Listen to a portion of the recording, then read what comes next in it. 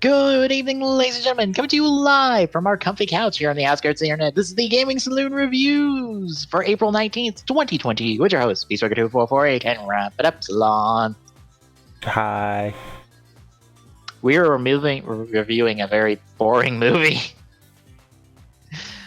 A very meh movie. It probably doesn't help once we get into who the writer is.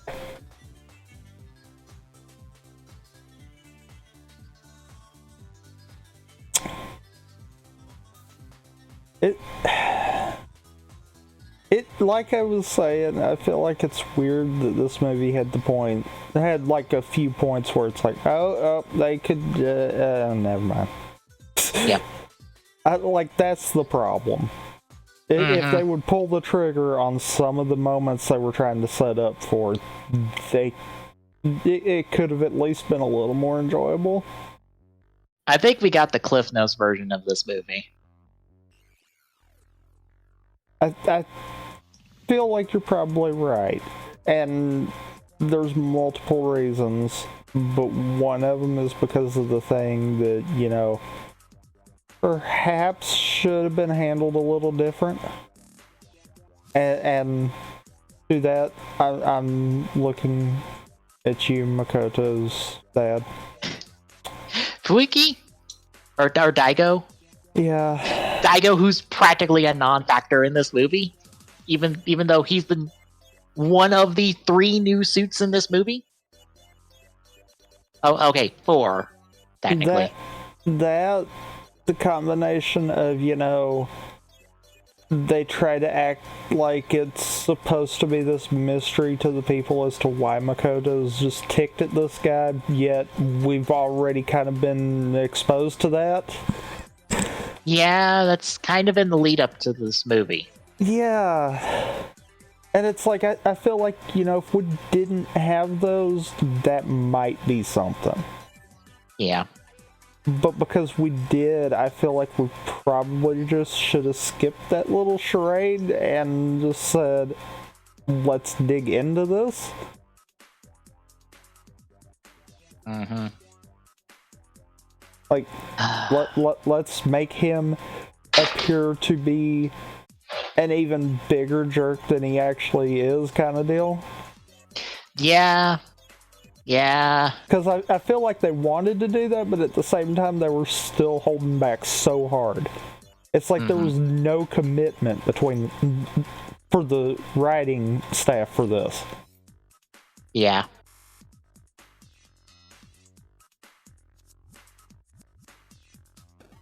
But, folks, we're removing Kamen Rider Ghost, the 100 Eyecons, and Ghost's Fateful Moment, debuting August 6, 2016, with writer Takaru Fukuda, who is the quote-unquote main writer of Ghost. We've talked about that before. He is listed as the main writer of Ghost, yet I think he writes the least amount of Ghost content on a consistent basis.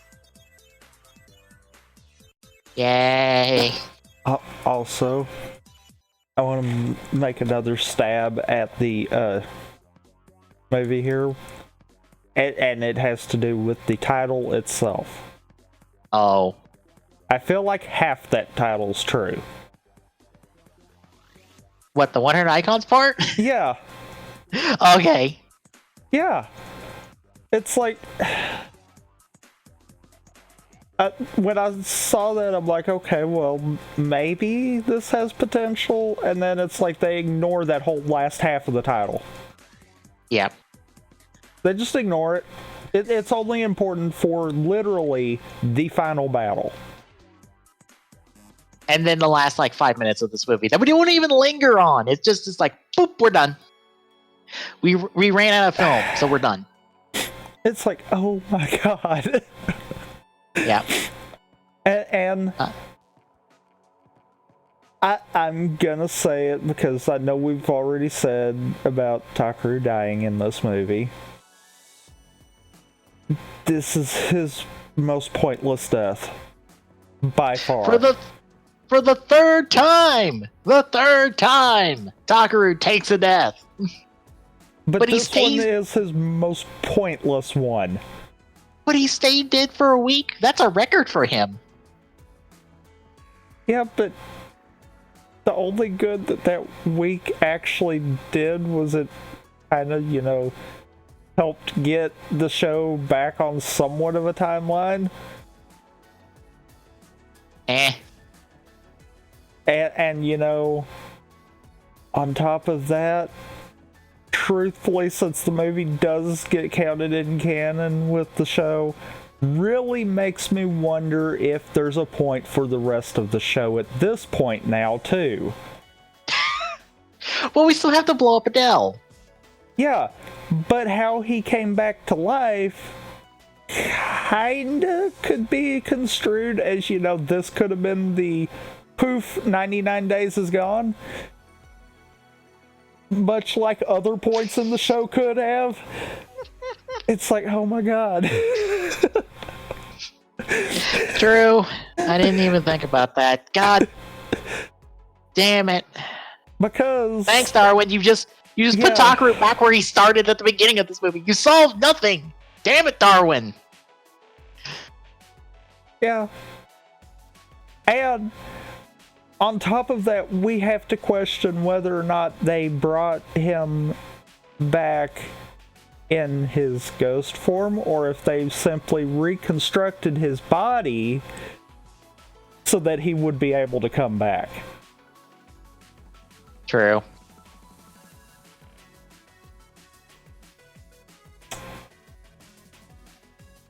Yeah, also for reference, the director of this is Satoshi Murata. We have been introduced to him before because he's the director of Movie War Core, Space Time, Uchikata, whatever you want to call the Forza solo movie, and Ultimatum, to list the credentials that we have dealt with him on. Yay! And for those that care about continuity, this is between episodes 42 and 43.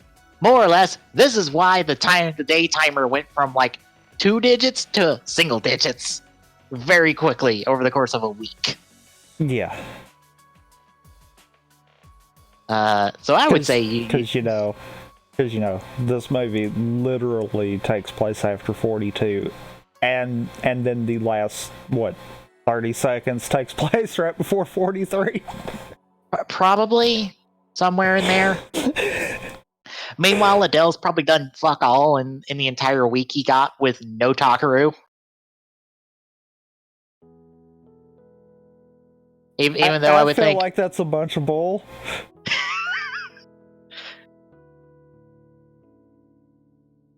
Yeah. Takaru disappeared for a week. Maybe we should do something about that. Oh, wait, we didn't. Oops. We didn't try to murder his friends. We didn't try to accelerate the Demia project. We did absolutely nothing in a week because we can't do anything in a week. Well, I mean, killing his friends really wouldn't have mattered because, Takaru's the key. Yes, I had to. I know. As many times as that was brought up, yeah. Ugh. Ugh. Yuck. And okay, maybe that had double meaning. Maybe that actually explains why nothing got advanced within that week time frame. Maybe it is because Takaru is the key. If there is no Takaru, there is no key, meaning Adele can't keep going. True. I didn't think about that till just now, but actually that might be the entire basis for this movie and why nothing show-related happened. Yep. So I probably don't need to ask, how are you feeling going into this movie? Because it's clearly obvious of, oh god, why? Yeah. Going into it, I was like, okay, yeah. Fully going in with you saying this is a meh movie, but maybe it's better than just another two-parter kind of deal. Yeah. Except it's not. It really isn't. It had moments where it could have shined. Nope. We get the least interesting and least important dad writer in this fucking franchise, where I can legitimately say we have a number of dad writers, both good and bad. Mm-hmm. And somehow Daigo is like the bottom of the barrel of just, you don't even need to be in this movie, practically.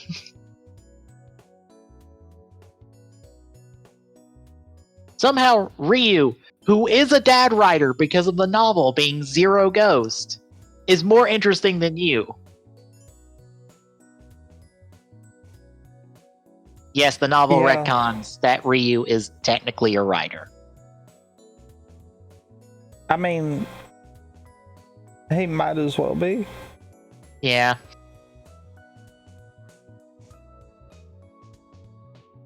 Which I believe Zero Ghost is more or less described as its boost. And that's it. Makes sense. Yep. And truthfully, that would kind of... In all seriousness, that would kind of fit. Yeah. Because we did see that whole power difference. Mm-hmm. So, maybe? Yeah. I would like it better if it was more in line with... If it would be more in line with the Zero Spectre suit. So it's just like the standard Ghost design, but it's red. Because I never noticed it before until this movie. But you know how Zero Spectre is purple? Yeah. What's one of the primary colors of Deep Spectre? Mm-hmm. I never noticed that there's purple in his suit in his major upgrade, and it makes me go, wait a minute. So since Deep Spectre is the boost equivalent for Spectre, does that mean that Zero Ghost would just be a red version of Ore with a different face and maybe different horns and stuff? Because that would work. I would enjoy that. I could see that, actually. Maybe not being a full-on boost form, but kind of a mismatch between them. Yeah. And it's not like they've not done that enough. That is basically half the writers in the series is just reuses of Ore in the aesthetic. True. But shall we get into the movie? I mean, if we have to. Yeah. So, kick off! It's Kanon's birthday of I don't know how many years. It might be in the Japanese text on the cake, but I can't read that, so I don't know how old Kanon's supposed to be. But they are celebrating the birthday as Takaru gives his usual, episode start monologue about being dead and stuff. I couldn't help but just go, God damn it, Takaru. No, I don't need the monologue in the movie. Stop it. Please shut up. Well, like I said, kind of goes back to the whole, this could have been a 30-minute episode and been just as good. Yep. But he leaves the table where everybody's celebrating because he's sad because he can't eat food as a ghost. And I swear to God this is contradicted in the series, but I cannot remember an episode where it does. I feel like you're right, but also, truthfully, I feel like he's just sad because, the story has to revolve around him. We have to give him a reason he's sad and a reason to say a really stupid line later that wins the day, more or less. Yeah, and when that came back up, I was like, yep, that is so in line with his character. Yep.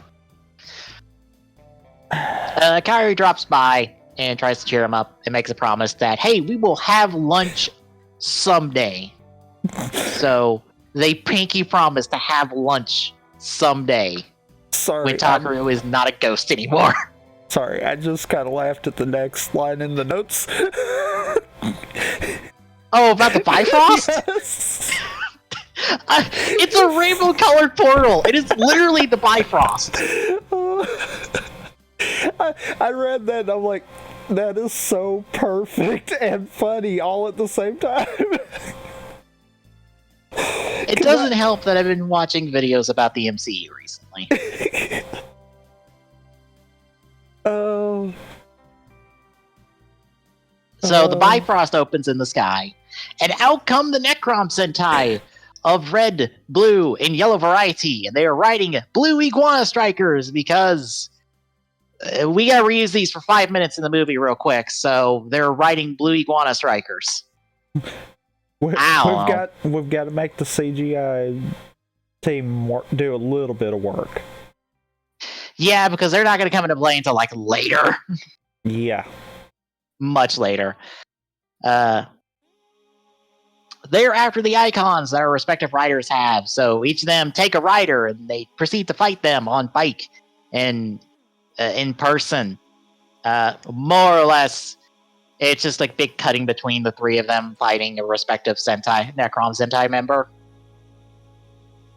So, to sum up what happens is, Makoto gets dunked first when he's in his Houdini form. He loses his Eyecons and then gets thrown into the Bifrost to go meet up with his dad later. Alan loses his next, but decides to hop a ride onto the Blue Iguana Striker from the guy that beat him to follow him, I guess, through the Bifrost. Using the Necrom liquid form kind of deal. Yeah, which I would think he doesn't have that anymore since he came alive, but I guess he does. He hasn't used it, so I think that was assumed, but I guess he still does. I guess that's one of Necrom's abilities. Well, he had, like, liquid tendrils he could deploy, but I didn't know he could still turn liquid. Well, like I said, I guess that must be part of the Necrom icon and not something he could do because of prior reasons. I guess. I don't know. That's weird. Yeah, anyway, as that happens, Sage and Urison have a conversation that I ignore because Sage is on screen and I'm just immediately tuning him out because fuck him, I hate him. He can shut up as far as I'm concerned. I mean, pretty much Sage is useless this movie, just like the rest of the show. Except he's responsible for this movie happening in the first place. Like he is responsible for everything happening in this goddamn series. Mm-hmm. Anyway, he knocks Urison forward because they're standing behind the gang, which is Kanon, Akari, Onari, and the two monks. And when Urison goes forward, Kanon tries to catch him and gets pulled into the Bifrost because Urison's getting pulled into the Bifrost because there's apparently suction on this, even though nothing else is getting sucked in. And when Kanon gets sucked in, Akari and Onari tried to grab her, and they all get sucked in, so they're all off through the Bifrost to go end up where Alan ends up later by some miracle. Because, that's how that works. Even though they're the only ones that wound up together. Batakeru manages to get the best of the Red Sentai member he's fighting, only for Dark Ghost to show up, who proceeds to kick his ass and more or less spirit all his Eyecons through the Bifrost so they can time dilate by getting there before him, even though they went through the Bifrost at the same time.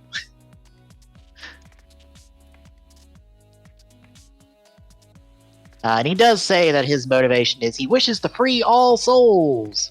He does get more into that before we have to go through the Bifrost, and we're off to Icon World, which is just a giant icon where the iris is just this place. That's a thing.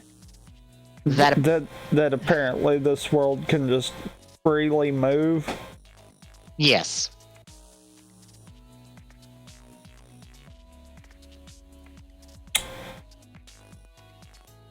Yep. Also, Sage knows about all of this and knows what's happening, and like always knows everything, but he does absolutely nothing this entire movie, so fuck Sage. He can stay on Icon World and leave the rest of the series, as far as I'm concerned. He can fuck right off. He is not helping anyone ever. Nope.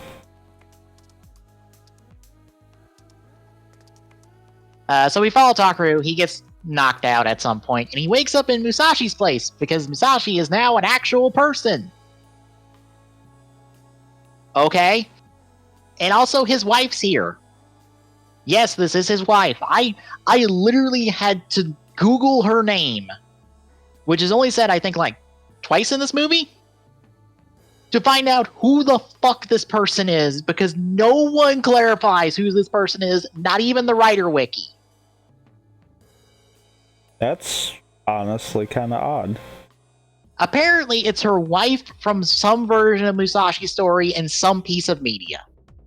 So for all intents and purposes, this is his wife, who is acting like Musashi has been here for some time now, and Takaru just ended up here. The hell happened? What happened?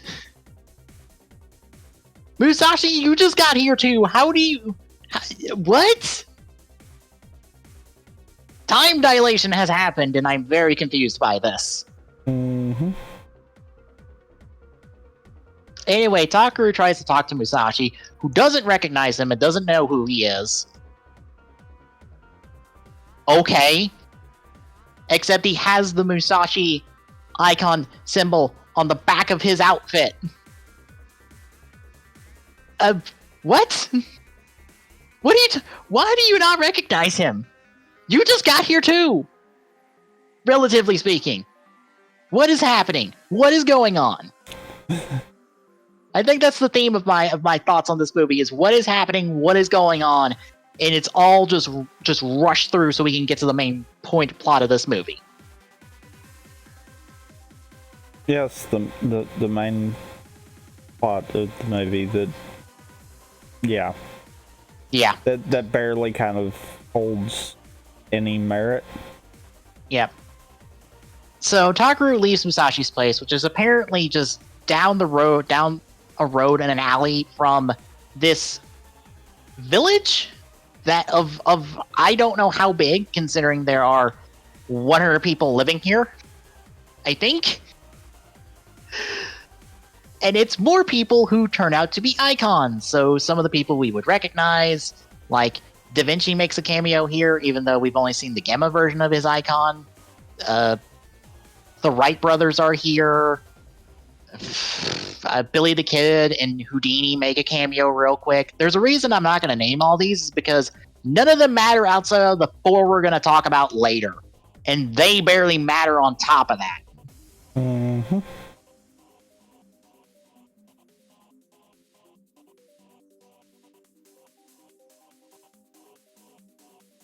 So as Takaru is walking through this place with all these different historical figures, because all these people are just hanging out here like this is normal. And I'm just like, how is this normal? What is happening? So much of this is wrong. How are all of you people existing at the same time and okay with this? You people are literally have a difference of centuries apart from you, and somehow you're all hanging out together like your buddy. How did this happen? What is going on? But this is when Goemon drops in to fill in on Takaru that this is the Village of Heroes, and if you're a hero, you end up here. Because that's the rules we're operating under. And I also love the fact that because of that, Goemon's like, so because of that, you must be a hero, so you must be important? And I couldn't help but think when he was like that, I'm like, close. You're close. Yeah, not quite. You're not quite. Nope. It's not why Takaru is here. That also doesn't explain why other people can just end up here anyway, but whatever. Anyway, nobody still recognizes Takaru at all, because that has to be a thing to set up the plot, I guess. So we're getting nowhere fast. But we are told that a sage lived in a seashell tower off in the distance a long time ago. I wonder who it could be. Ooh, I know. It's Magistrate. I mean, Sage. I wonder if it's the sage we know. Of course it is, because as soon as that happens, we meanwhile to the tower as we get flashbacks from the 4 episodes we've covered, or the 4 movie episodes we've covered, because it's all the exact same footage. So Argos is reminiscing about how he got dispatched by Sage to more or less do what Takaru did and collect 15 icons so he can revive, and Daigo's there to help him as a not dead person, except he is dead. So, But now he's going to dispatch his Sentai to go get some icons. How do you not have the 15 icons you just gathered from the writers at the start of this movie? What happened? How do you not have them? Do they have to pop up as real? Only solution that I can think of for that is because they were icons made on Earth and not in this icon world. They kind of reverted back. Meaning they have to be remade. Like, that's the only idea I can think of that I'm fine with. I'll roll with that. Because from what we're seeing, pretty much the same rules applied to Argos as they did to Takaru, so maybe maybe they have to be created within the confines of the world that this is taking place of, kind of deal. Yeah, so why couldn't he get 15 icons in Revive? Because there's like 70. Yeah. There's like 90 or is it 85 people on this fucking icon world? You're telling me you couldn't get 15 of them to agree with you to use them to contact the Great Eye and revive? Wait, what happened? No rules said which 15 you needed. Not to mention, it also kind of contradicts the concept of Ghost up to this point. Because I seem to recall the 15 heroic icons were supposed to be deterrents for the Ganmizers. And now there's like 85 more of them. Meaning, shouldn't the heroic icons be able to overpower the Ganmizers at this point? I would say so, but it's shown that all of the icons in this movie are fragile as fuck. Mm-hmm. Nobody can take a hit in this movie if you're a heroic icon. Nobody. I mean, true.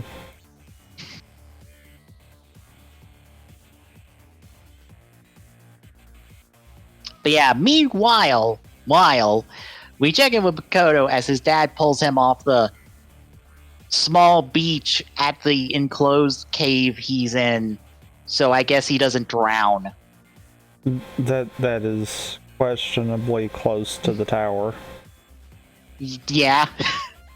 Because I believe later in the movie it says it takes them 2 days to get there, and I'm like, it does not take you 2 days to get here. It took you 1. Maybe. It maybe took 2 hours to get there.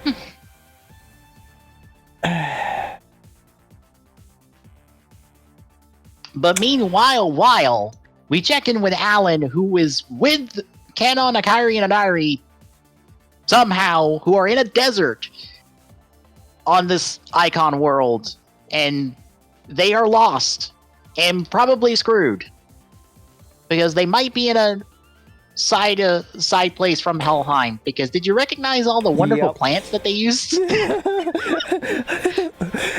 I am glad. Twice now. I am glad I'm not the only one that spotted that. This is twice now because they reused them for the Dream World episodes. Also, I have to really be at the point of questioning Alan's comment about he didn't recognize the place. Because I have to think that while he might not have directly been able to, he would have had to have known something about it. Yeah. I mean, Sage being the three-timer he is, surely something has slipped at some point. Yeah, because he does do that.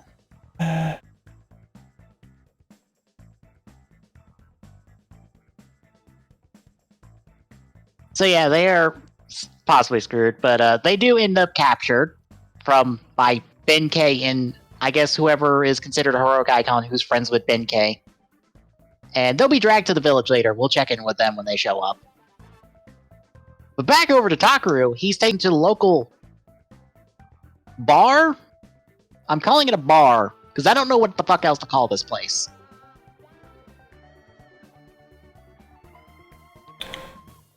Yeah, I don't know either. But he's taken to the bar. We get introduced to more heroic icon people, most of which won't fucking matter in this movie. Which is a damn shame, because we get introduced to Beethoven and his band of other classical composers who are being played by the people who do Ghost's theme song. And why are they not a part of this movie later on? Because we're getting the opening song now. Yep. But before we get to that, Robin Hood says that anyone beats him in a bow and arrow challenge will get his help. So Takaru challenges him. So Sanzo steps up to have an apple put on her head so Robin Hood can do the thing that he's most known for, which is, shooting an apple off a person's head, except that wasn't Robin Hood.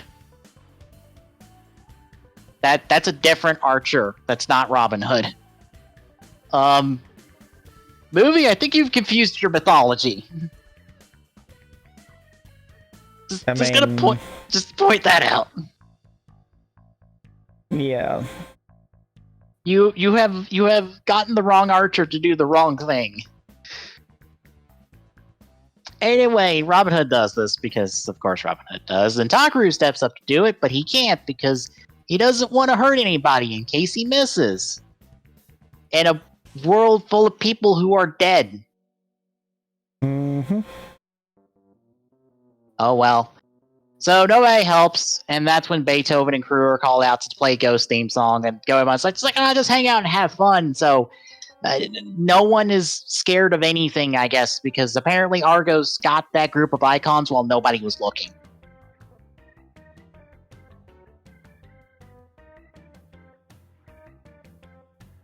Which makes me go, do none of you notice that there are people missing that have been here?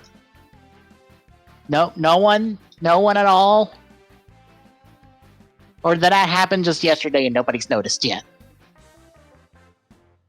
Now they're having too much fun goofing off to notice. Yep.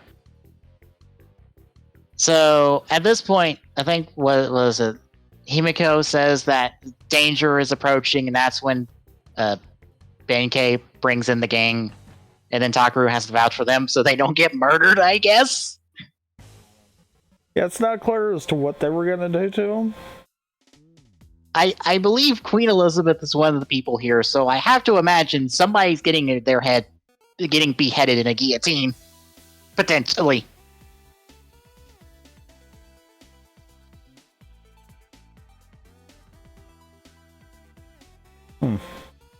But once this happens, chaos ensues then, because then the Necrom Sentai show up, played by 3 people I have no idea who the fuck are, because they're not on screen long enough to matter. I don't even know if any of these are cameos of actors.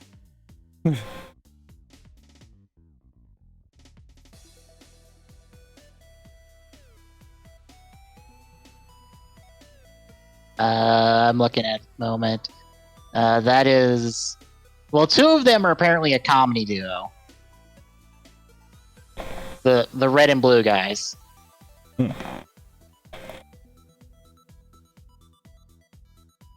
Oh my god. Wow. That shows how much she got to do absolutely nothing. Guess who yellow is? Who? That's Rinko. From Wizard. Wow, you got to do absolutely nothing in this movie. I don't think you even have a line. No, I think each of them had a line. Probably. Like, I think it was literally a line. But I'm thinking each of the three of them did. Okay.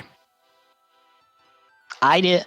Because for a second, I'm just like, wait a minute, is this, fuck. I can't think of her name. The girl from Geo? The girl bad guy from Geo? Oh. I can't even think of her name. I thought it was her for a second, like getting an early role, but no, it's Rinko getting a absolutely pointless role. Wow. Anyway, they show up, they transform into Necrom suits, as they call them, but it's just like the base suit that the heroic icons have been using to have the parkas put on. The basic Ore Spectre parka in respective colors of red, blue, and yellow. And then the Necrom, like, front helmet, more or less. Which makes me go, why are these Necrom suits? Did you not do anything else with the faceplates on these to make them anything more than really boring goon suits?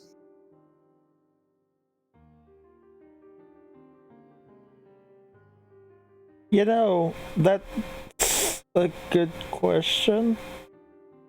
Especially seeing as how, they're the only ones that use the Necrom driver.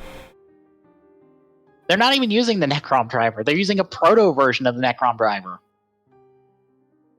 They're using the one that Igor uses.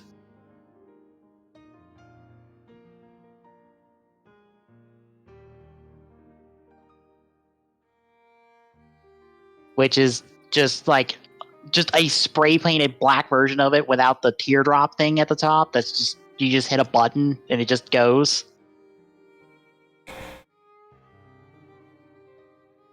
That's now kind of making me wonder, where did they get those?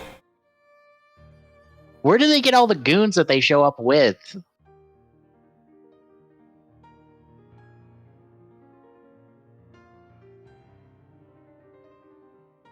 This movie has a lot of questions, to be honest. Maybe there's another reason why Adele didn't proceed with anything. Maybe he was trying to figure out where everyone's going. Where did my army go? Why is my army gone? Why did half of you come back? What happened? What do you mean you were on a giant icon? What stupid bullshit are you talking about? Fucking get back out there. I got better shit to deal with than your fantasies. Anyway, Takaru and Alan transform. They try to fight them off. But since the Sentai has goons with them, they tear through all of the heroic icons in this place because they are all extremely fragile and pretty much go down in one hit. Because, if you don't have a suit, then you're not important. And even if you do have a suit, you're still going down because most of the 15 we know are going to be gone. Mm-hmm. Also, I couldn't help but notice that for whatever reason, they CG'd one of the icons that lands in front of Takaru. Why? Why? Why did you CG an icon? Why did you CG an icon when you could have just dropped the Houdini one in front of him? Because it's that blue. What the fuck, movie? Anywho, only three of like 80 some odd people in this fucking village are gonna survive this, which is Robin, Goemon, and Himiko. And also Musashi, who's like next door and I guess doesn't want to hang out with anybody.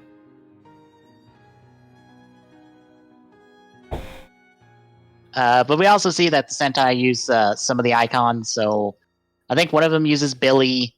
Another one, I think, uses Ryoma or something. I don't remember. They use icons against Takaru and Alan and put them on the defensive. But Takaru's fought back all the way back to Musashi's place, who does survive this. But unfortunately, his wife is taken, and this is the last of his wife and the last mention of her at all, so she's done for the movie.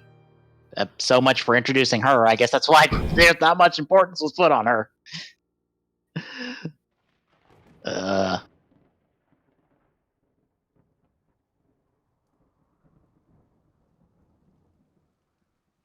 But this is when Dark Ghost shows up, and he puts Takaru in his place. And we find out that he wants to turn everybody into ghosts, because that's a smart idea. So what rules are we operating under for them getting turned into ghosts? Out of curiosity, are we operating under the fact of, oh, their bodies will be preserved, or their bodies will not be a factor in their existence, so they can just continue living on forever? Or will Argos put everybody on a 99-day time limit like Takaru? That's kind of what I was thinking, because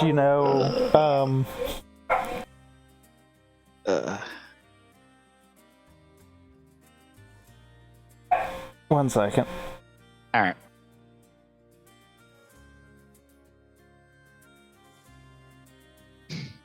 Okay.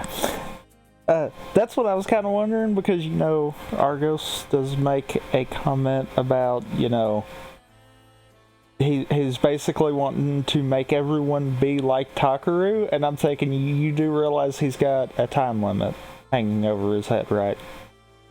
Well, he had a time limit, and then we don't know if that time limit is actually existing or not. We're just assuming he has a time limit still.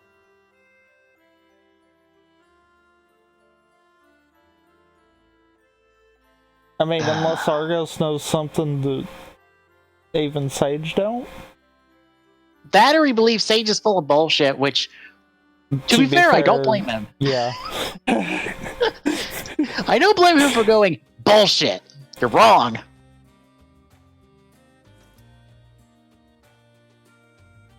So yeah, after this happens, he busts out Napoleon and uses that to send Takaru packing. Because that's one of the two new forms of the movie is Dark Ghost and Napoleon. We will get to the other one. By the way, they're both practically pointless. They kind of just do nothing. I think all Dark Ghost does is just goes, hey, I now have that fancy gun that Takaru has for his one form. Because apparently those are just universal. And as long as you're wearing the parka, you get to use it.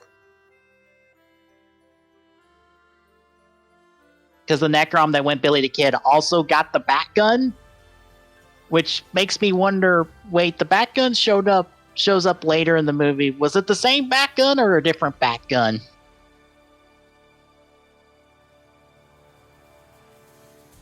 Did that get pulled out of Anari's pocket for a fight scene? And he never noticed? Maybe? Because, I mean, the show clearly defines it as that being the Batgun kind of deal. Like, yeah. it not coming from the Eyecons, so... But this one, I think, actually comes from the Eyecon. Well, it's shown, like, popping out like it does for Takaru when he summons a weapon, but the question is it the same Batgun that just got teleported to him, or is it a different Batgun? I think, though, when Takaru uses all the equipment attachments, I think they all actually come into screen. They don't come out of the belt, though. True. So maybe this one's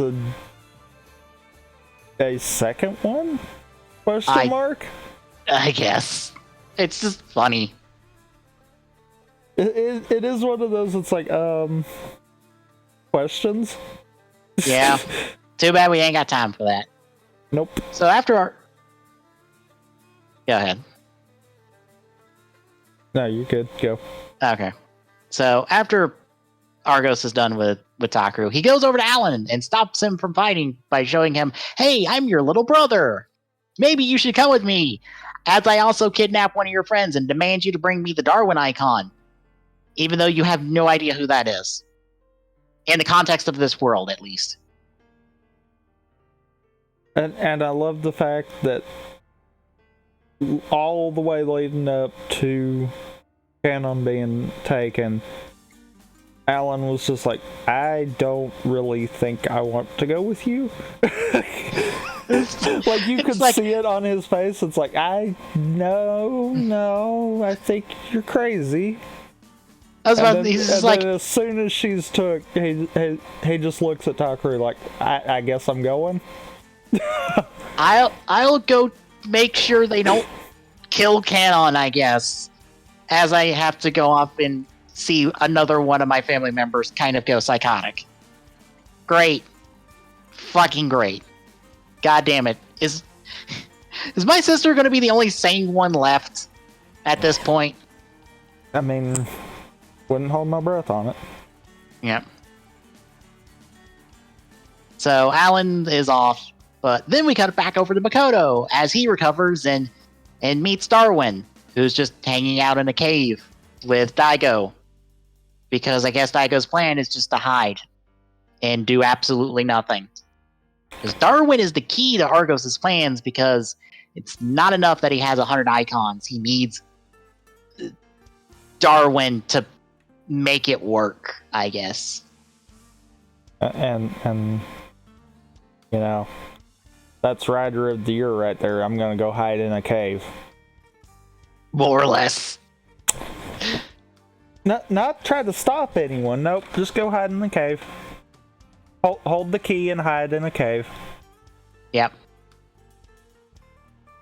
Now, Makoto is, of course, rightly pissed at his dad, was gone and he thought was probably dead, and is actually right on that because he is dead.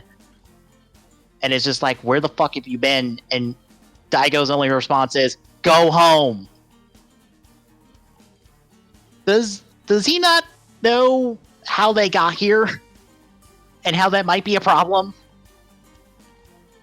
And also, he doesn't tell him how to go home, just go home, figure it out. Daigo, you're being really bad at this. Yep. You're being really bad at being a bad parent. Yep. And that says a whole lot right there. But after this exchange, we cut back to Takaru, who's in dismay at the events, because a whole bunch of icons have been taken, and by a whole bunch, I mean most of them, including the Wright brothers, who, by the way, are like 5-year-old kids in this movie. Because they just got whoever to play an icon, play one of these heroic icons, I guess, because they got to fill out the scene somehow. And I guess whatever you show up with, whether it's a really kind of bad looking like Halloween costume or what, is what you got. Because though one person who I think is Leonidas looks really bad. It looks like a Halloween costume, a homemade Halloween costume, mind you.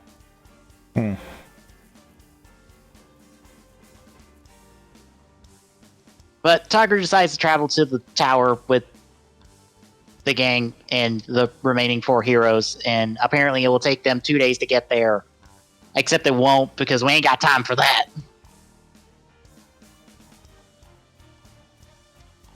I already covered Daigo telling Makoto to go home. But back over the gang, they decide to try to go find Makoto, and the bat phone chimes in, I guess, to go find him. So Akari takes that to go find him. And so she ends up telling Makoto that, hey, Argos wants the Darwin icon for your sister. Maybe we should do something about that. And Makoto's first thought is, give me Darwin. I'm going to go get my sister. That sounds like a bad idea, to just hand over the icon. Makoto? To be fair, we have already seen in the past him being super reckless when it comes to Kamen. I know. Like, super, he should be dead right now, reckless. But maybe someone suggests to him, let's not directly hand over the icon to the man who has said he wants to turn everybody into Takaru. Maybe that's a bad idea. I mean, maybe we should put some more steps into here. I mean, that's what hoping that Alan can do something is for, I guess. Apparently, but he's like practically useless in this movie. Yeah.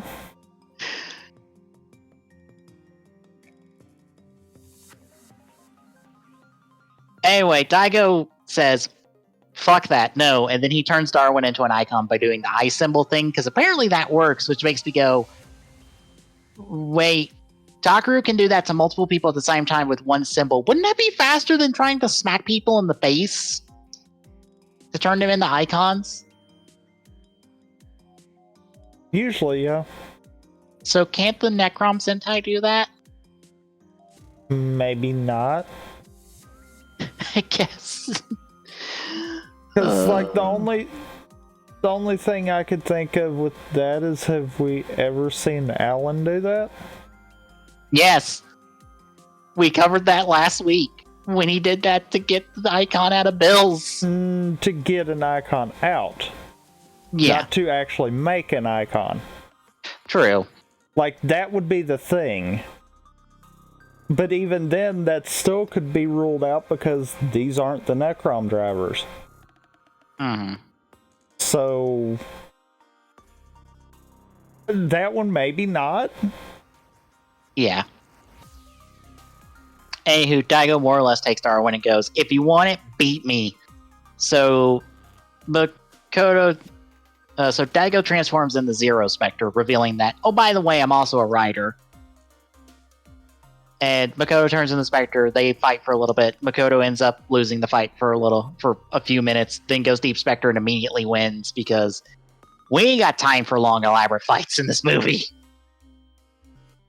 Not to mention, I have to think that because of Daigo's line a little bit later saying about how Makoto mastered that icon, it might have more caught him off guard is why the fight ended that quick.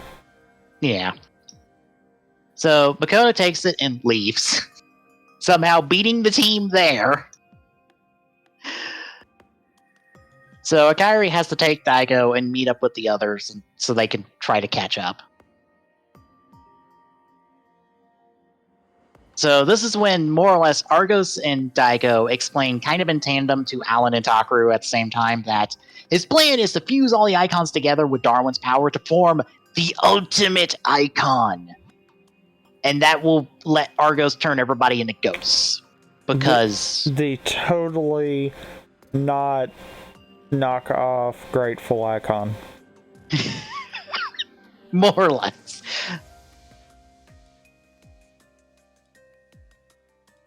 Like, I can completely say that because it even uses the same kind of concept as Grateful. Yeah.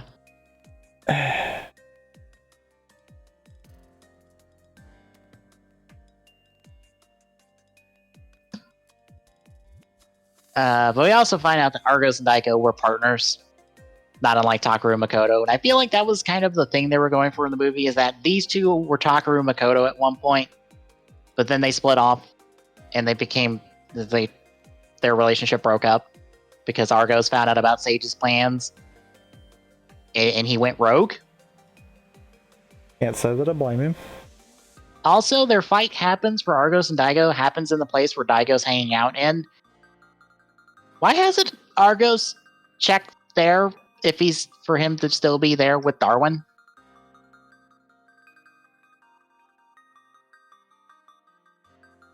Good question. Did he have to wait until he had all 100 icons gathered on the icon world to then go after them all?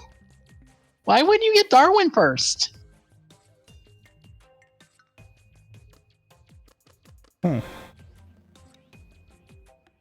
Anyway, at this point, the gang are attacked by goons! Until Embu arrives as X8 from out of nowhere. and it tells them to go on, and he gets to do his cameo fight. I don't know why Emma's here. I don't know why Emma's he did here. a stage select, and it just happened to drop him there. Back in time, too, because he is not X8 yet. If Ghost could appear before he's supposed to, then X8 can too. At least that movie has the excuse of time travel being a thing in the movie. This doesn't. Emu just kind of shows up. The cameo episode at the end of Drive does not. Oh, I meant the movie where Tucker. I meant the movie, the respective solo movie. No, that one is fine because, like you said, that one has time travel involved. The episode though, no, that don't work. Thanks, Vivi. So anyway, Emu does this with, I almost want to say beta effects works for what his series would do, because there's a fight screen, like a versus screen, that doesn't appear in series. The hit stuff for the finisher aren't the same. It's like this was done and then they did a rework of it. Which isn't surprising, because I think that happens all the time with these early cameos. Because not even Oz's, like, Tatoba Henshin is the same. It's different. No, but I mean, honestly, I feel like this one would probably be one of the more standoutish. Yeah. And also, like, the energy... It feels really like early concept. Mm-hmm. And that's kind of odd. Yeah, because the energy items are here from the series, except they're actually bootable soul medals, which is what the energy items are based off of. Which I guess is to sell the bootable soul medal you got as a part of your ticket to watch the movie. Because it's the legitimate XA bootable soul medal I think you got when you went and got a ticket for the movie. So, but anyway, Emu does his thing. He gets to blow up Blue Necrom, so he's done for the movie. Yay. So we come back to Alan, as he tries to more or less tell his brother, your plan is terrible. Please stop. Please don't make me potentially have to deal with another one of my family being a villain and having to be murdered. Please. Yeah. Please don't make me be part of the reason why you're dead for real. Yes. But this is when Makoto arrives to legitimately trade Darwin for his sister. Like, he just goes like, give me Canon with the icon out. And now it's like, no, don't do that. That's a bad idea. Please, Makoto. God damn it. So Alan stops him. So Argos goes Dark Ghost, and Alan goes Necrom to fight him. He loses. Makoto then goes, oh shit. Maybe I should fight you. And then tries to fight him. I think he goes Deep Spectre already. I think he does drop Deep Spectre. Yeah. But while he's doing that, Daigo, who ran ahead of the group, is here, and he rescues Canon by just ripping the door off, which feels like a thing Alan should have done already. Yeah, but he wasn't trying to, draw attention. True. So he rescues Canon, and then he gets upstairs, and he fights Argos for a little bit, and they trade rider kicks, and, well, the rider kick ends up killing him, so he dies trying to make amends with his kids. So that's Daigo done for the movie. Wow, you are absolutely useless in this movie. You got to do nothing. Mm-hmm. You got to do 2 fights, and you got your ass handed to you in both of them. He was a jobber. Yep.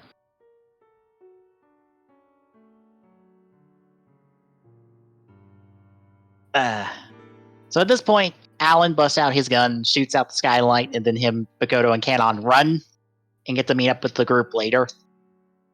And that night, they plan to just storm the tower the next day, and Argos is expecting this, so he just decides to wait for them, because, I mean, what else are they going to do?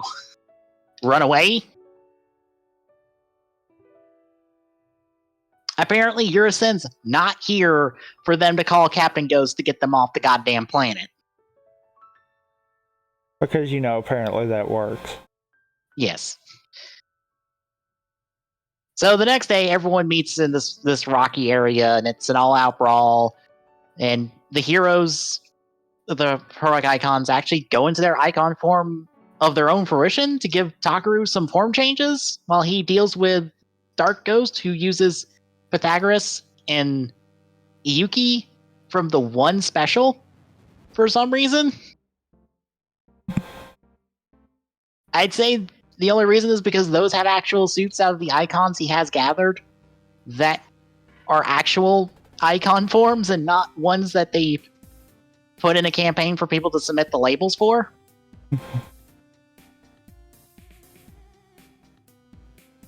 But unfortunately in this fight, Goemon and Robin Hood take the job, so they're done.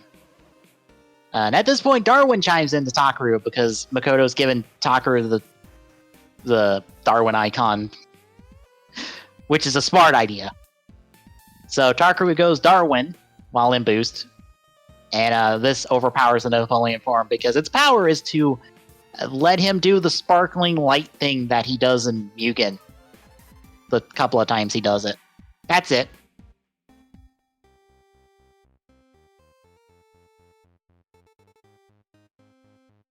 So a quick finisher later, Dark Ghost is down, so we've won the day!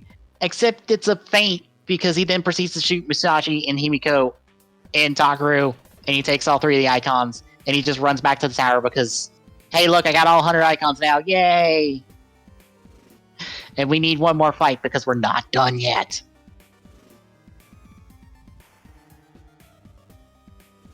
And also, Alan Makoto job out the other Necroms, proving how pointless they were in this movie.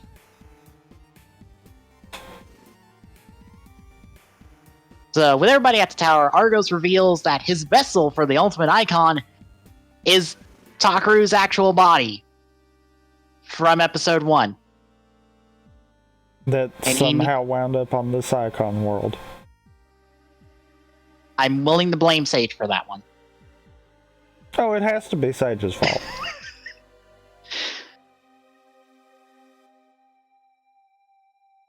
So yeah, that plus the 100 icons, plus Darwin's power, which, by the way, we do get to see physical props for all 100 icons.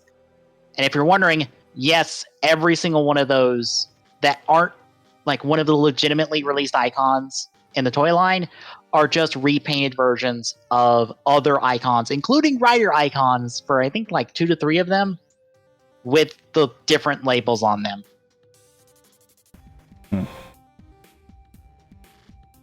So yeah, fusing all of that together gives Argos a new driver, aka the ultimate icon, and he dons it, and he becomes Kamen Rider Extremer. Yes, that is legitimately his name. Why is it Extremer? I have no idea. That's his name. So in his new form, he jobs out Makoto and Alan. So they're done for the movie, more or less. And Takaru commits to fighting him, even though, as Yurisen pops in now to tell him, by the way, if you blow him up, you blow up your body, which means you're gone for good. For realsies this time. For realsies this time. Because we have to give this fight more weight than the fact that, turning everybody into ghosts would be a bad thing.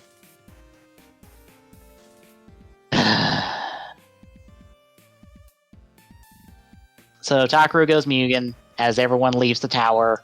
The two of them fights. Takaru is losing. And everyone starts turning into ghosts until Takaru says the stupid fucking line of wanting lunch.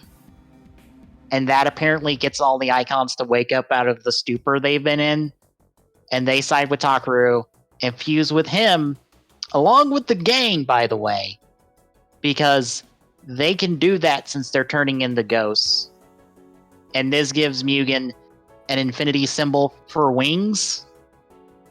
and makes him CG so he can fight Extremer with his peacock wings. And one rider kick later, Extremer is gone. Except that means Takaru is now going to disappear. So as the world is leaving, because the Icon world is trying to leave Earth's orbit and just go wherever the fuck it wants to, Urison shows up with Captain Ghost to get everybody off as Takaru disappears. And we cut to black. And we cut to a week later as Takaru is still not back. And the gang misses him. Except we cut to Takaru, who's being revived by Darwin and the rest of the Icons because he did a good job. And he is revived one more time. And we end the movie there. What? Why? What? Why? Why? Why this movie? No, why does Takaru need to die at the end of this movie? Why? I mean, we gotta have him die. No, he doesn't. That's the only thing he's good at. This is the third time we've done this. The literal third time we've done this. With Takaru dying and reviving. You got away with this once. Because that allowed the series to start. You got away with it twice. Because it let him continue the series. You can't do this a third fucking time. Especially in the goddamn movie. And especially at the last goddamn minute. Fuck off. I mean... But this... him dying possibly does nothing for the series. Yeah, absolutely nothing. It changes nothing, except he got revived by technically 16 Icons, because all of the original 15 Icons plus Darwin revive him, technically. And maybe the rest of the 100 Icons as well, which should bring him back to life permanently, I guess, or something. I don't fucking know, and I don't care. Like I said, Yeah. I don't know the definition of him being revived. Like that's the big thing there. Did they just revive his body? Because if so, Yeah. then we're basically back to the movie didn't exist. Mm-hmm. Did they revive him? Because if so, then that should technically mean that the series is done because, you know, his timer's over. Yeah. It's like, there is no right answer to this. Because if they revived his body, then technically wouldn't that mean he'd get a whole nother 99 days? Because that's how this keeps going. It's like...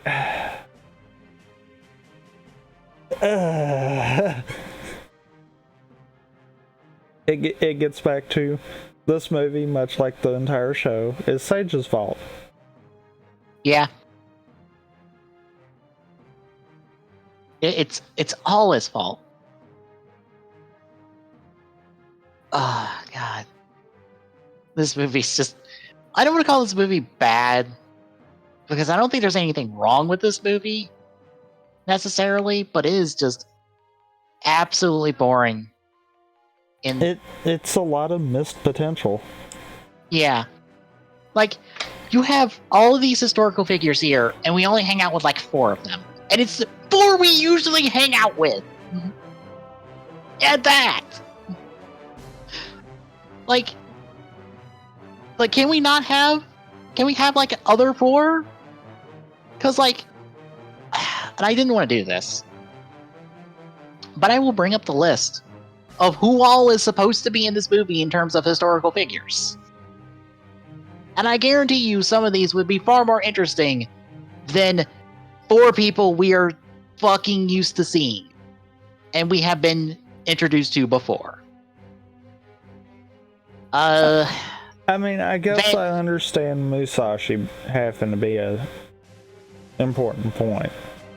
Yeah, I'm fine with Musashi being here, but like, we have Van Gogh, the Wright brothers, Raphael, Julius Caesar, Joan of Arc, Masamune, Aristotle, Cleopatra, Alexander the Great, Genghis Khan. There are a lot of Japanese historical figures here, and I shouldn't be surprised. Queen Elizabeth, Socrates, George Washington is here. Fucking George Washington is here. Pocahontas is here. Archimedes is here. James Watt is here. Marco Polo.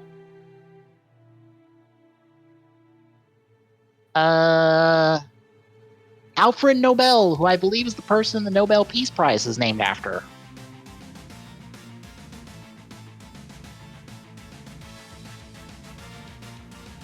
Matthew Perry?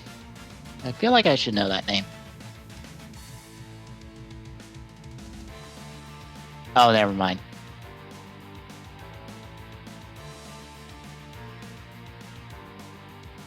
Da Vinci, Kamehameha, a Hawaiian king, king of Hawaii. William Shakespeare. Like, he's in icon form the entire time, but, like, William Shakespeare is a person here. Why can't we hang out with William Shakespeare for an hour and have his character, like, just... You know, I can get Musashi. I can partially get Robin Hood, since that does seem to be the other one we've spent a lot of time with. Yeah. But honestly, why didn't we get, like, Sanzo and Houdini? You know, the two that represent the other two writers here. Yeah. I mean, I feel like if they wanted to force themselves to only using the original 15 that we've gotten here, then why didn't we see maybe a representation for all three of our writers? Yeah. And also, all those people I listed, you don't have to do forms for. They could get taken out before Takaru gets to use them. We could still hang out with them.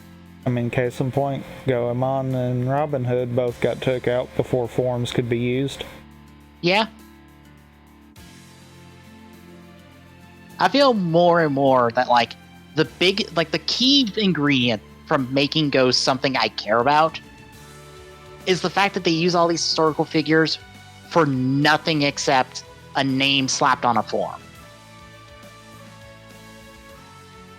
They barely get to exist as characters in this series, and I kind of want them as characters in this series. Like, it doesn't matter if their characterization is historically accurate or not. I just kind of want them to just be characters. I feel like, though, the problem that you'd run into is we've got too many. Yeah. If it was toned down some, maybe I could see that. If we cut that number in half and had, like, 7. Yeah. Because it also doesn't help that Takaru has 10 of the 15 icons on him at all times. Whereas if we had 7, then that would mean there'd be more than likely a core 3 that he would kind of always have interactions with. Yeah.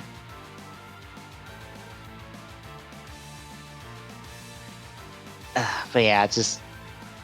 This movie's just kind of boring. Argos is nothing. Daigo barely gets to showcase himself as a heroic writer. He gets jobbed out to Makoto, then jobbed out to Argos. The supporting cast does nothing interesting in this movie. I think Akari is the one who gets the most work in this movie, and it's only just to re-establish herself as, like, friend of Takaru, who also doesn't get to become his wife later. We still need to get there, but again, Takaru's kid, it's not Akari's kid. Takaru marries and has a kid with somebody else that's not Akari, which baffles my mind so goddamn much.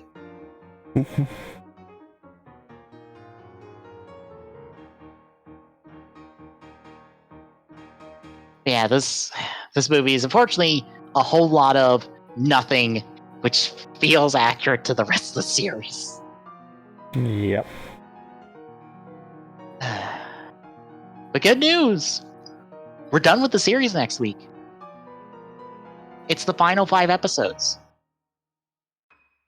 Hey Charizard, we're just wrapping up after watching after talking about the Ghost movie. It was... Yeah. God damn it. Yeah. But next week, it's the final 5 episodes of Ghosts. The final 4 proper episodes of the series. And then the one-off Ghost X8 crossover before the proper Ghost X8 crossover that Takuru's kid shows up in because of time travel. I don't know why he just does.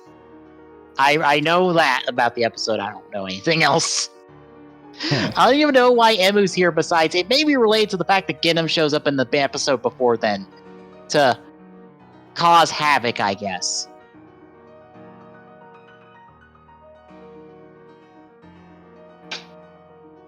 But yeah, that is next week. And this week, I do have the ROM downloaded. I need to test it either tomorrow or Tuesday to make sure it's going to run good and stuff.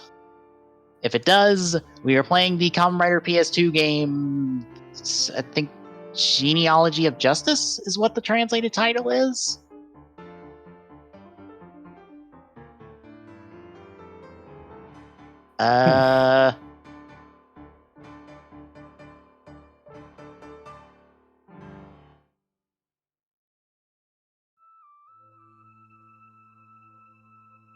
Let me double check the translation of that name. That might be wrong.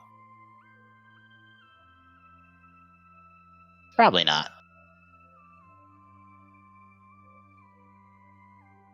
Yeah, Genealogy of Justice, which is an Agito Ichigo Black crossover.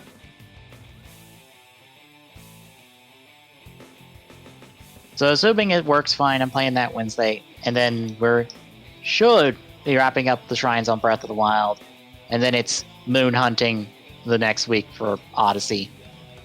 Or if I'm done early, we start it then. And then Friday is some Double Dash, and Saturday is something at the moment. Some undefined game. Yep. But that's the week ahead. But if you enjoy what you're watching, drop a follow. We really appreciate it. We are 3 follows away. 3 follows away from the follower goal. We hit that. More or less, the Thursday stream is going to be me doing Rider Revolution.